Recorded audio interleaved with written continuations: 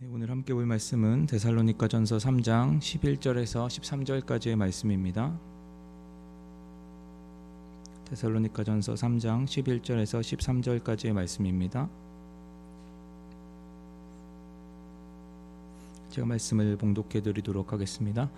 하나님 우리 아버지와 우리 주 예수는 우리 길을 너희에게로 갈 수 있게 하시오며 또 주께서 우리가 너희를 사랑함과 같이 너희도 피차간에 모든 사람에 대한 사랑이 더욱 많아 넘치게 하사 너희 마음을 굳건하게 하시고 우리 주 예수께서 그의 모든 성도와 함께 강림하실 때에 하나님 우리 아버지 앞에서 거룩함에 흠이 없게 하시기를 원하노라.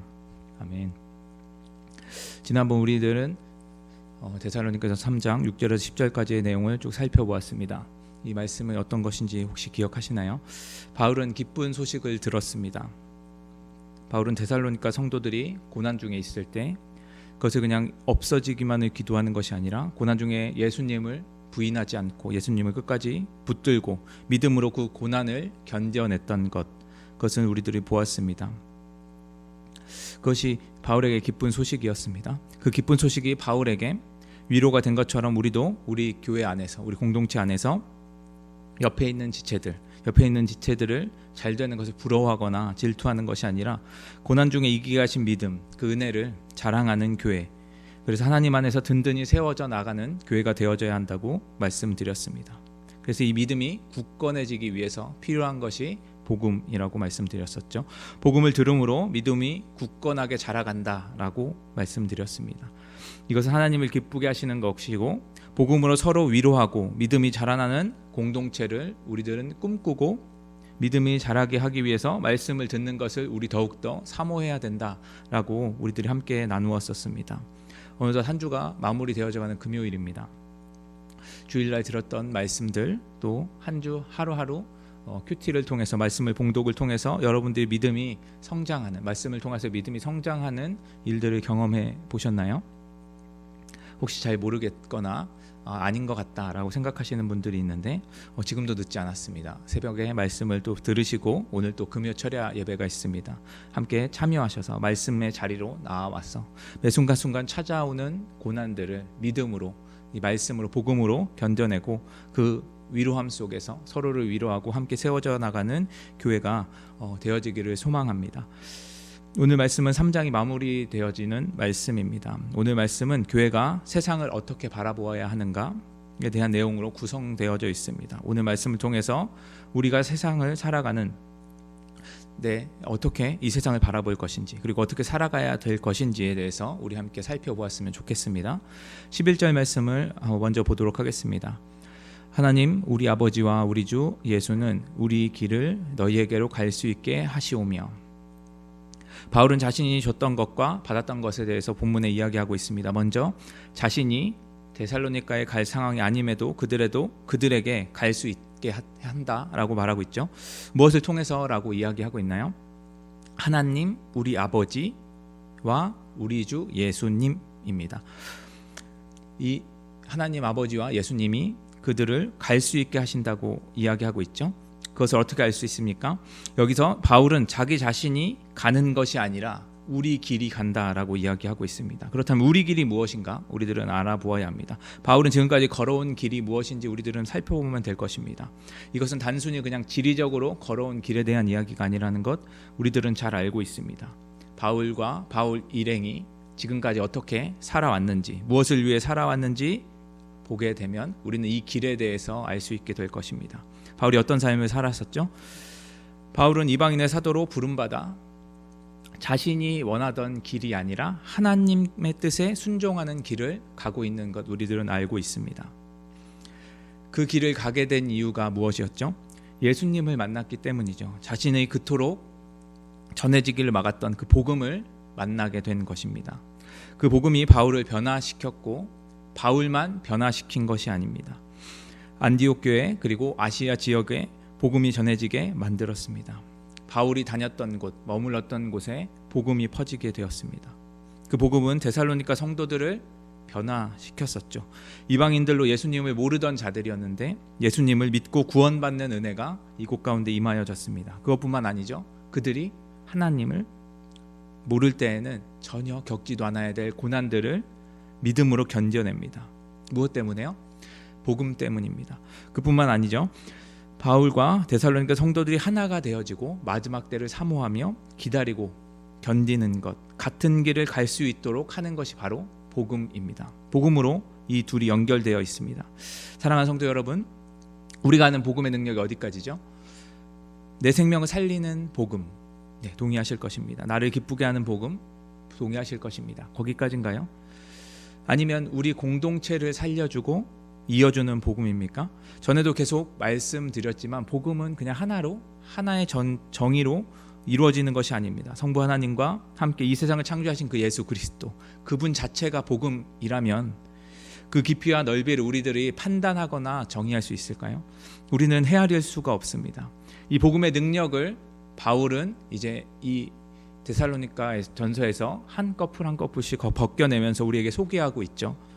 우리는 복음으로 하나가 되어야 합니다. 썩어질 다른 것이 아니라 하나된 공동체가 되려면 이 복음으로 하나가 되어지는 것이죠. 그래야 우리는 같은 마음으로 같은 목적을 가지고 교회에서 예배를 드릴 수 있게 됩니다. 이렇듯 복음은 개인에 있어서 그리고 공동체에 있어서 여러 가지 큰 능력을 우리에게 나타냅니다. 그것으로 복음의 능력이 끝나는 게 아니겠죠. 여기서 멈춰져 있지 않습니다. 12절 말씀을 보도록 하겠습니다.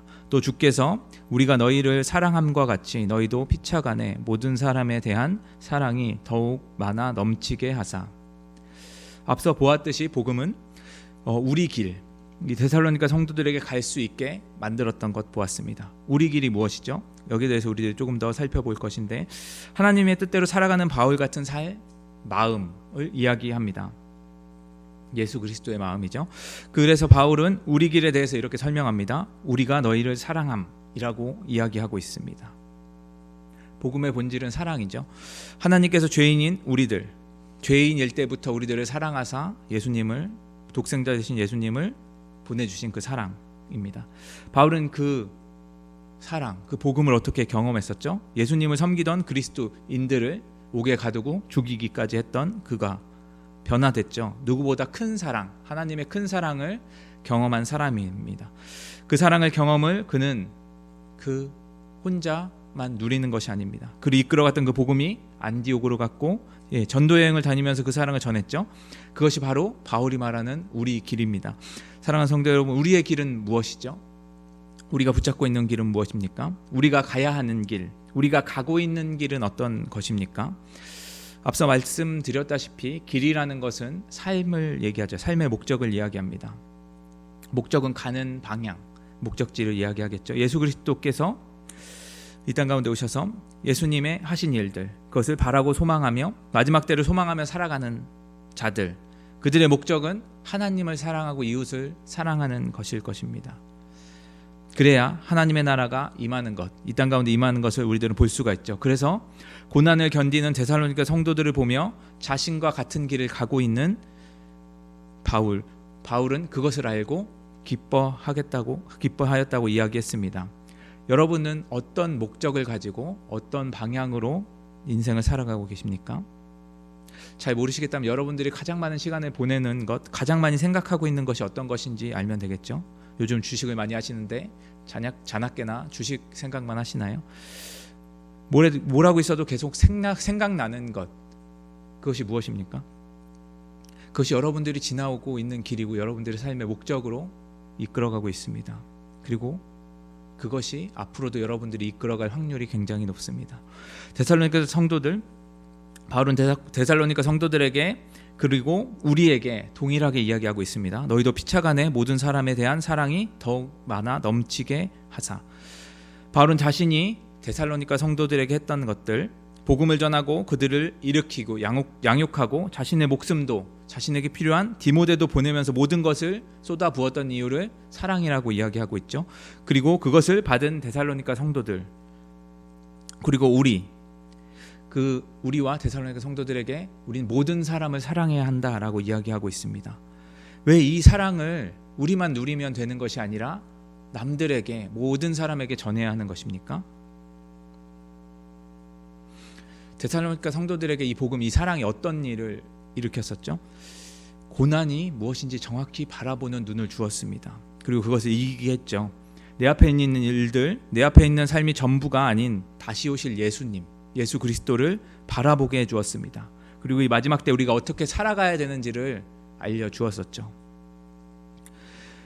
우리가 이 사랑, 예수님, 복음을 전하지 않는다면 이 복음을 알지 못하는 세상의 사람들은 이 세상을 살아가면서 우리 가운데 있는 고난들, 모든 사람이 겪고 있는 고난과 어려움들, 그것들을 어떻게 바라보게 될까요? 제대로 바라볼 수가 없습니다.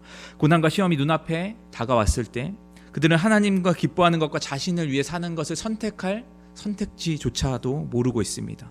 그냥 그들은 자신을 위한 삶만 살아갈 수밖에 없습니다. 지금은 좋은 것 같아도, 그것이 나에게 위한 것 같아도 결국엔 멸망의 심판대 앞으로 가고 있다라는 것, 그것을 우리들이 알려주어야 합니다. 그들에게 지금이 마지막 때라는 것, 그들이 겪고 있는 시험과 고난이 없어지는 것이 아니라 그 고난이 자신에게 주어진 이유를 발견하고 그 고난을 어떻게 견뎌낼 수 있는지, 먼저 고난의 의미가 무엇인지 알도록 하고 그 고난을 인내해야 하는 것을 먼저 경험한 우리들이 그들에게 알려주어야 합니다. 사랑하는 성도 여러분, 우리가 이것을 전해주지 않으면 그 누구도 깨달을 수 없습니다. 세상은 사탄의 권세 아래 있으면서 계속 돈이 많으면 이 고난이 해결될 것이다, 좀 더 높은 곳으로 가면, 과학이 발달되면 내가 편해지고 고난이 사라질 것이다 라고 이야기합니다. 그리고 많은 사람들이 그것을 위해서 붙들고 달려가고 있습니다. 그러나 그것이 아니라는 것, 우리들은 여러 가지 매체를 통해서 보고 있죠. 그리고 말씀을 통해서 우리들은 알고 있습니다. 이런 사실을 하나님께서 우리에게 먼저 은혜로 알려주셨습니다. 그렇다면 우리들은 반드시 이것을 알고 그렇게 살아가야 되겠죠. 바울은 13절에 하나님의 사랑을 이 모든 사람에게 전해야 하는 우리에게 무엇이 필요한지에 대해서 알려주고 있습니다. 너희 마음을 굳건하게 하시고 우리 주 예수께서 그 모든 성도와 함께 강림하실 때에 하나님 우리 아버지 앞에서 거룩함에 흠이 없게 하시길 원하노라. 네, 먼저 우리의 마음이 굳건해야 합니다. 이것은 3장 8절에 나왔던 말씀과 동일하죠. 주 안에 굳게 선 데살로니가 성도들, 그들을 본 바울의 반응이었습니다. 예수님을 아는 우리도 고난 가운데 굳게 서 있어야 하겠죠. 말씀을 통해서 말입니다. 세상 사람들은 이 고난을 대하는 방식은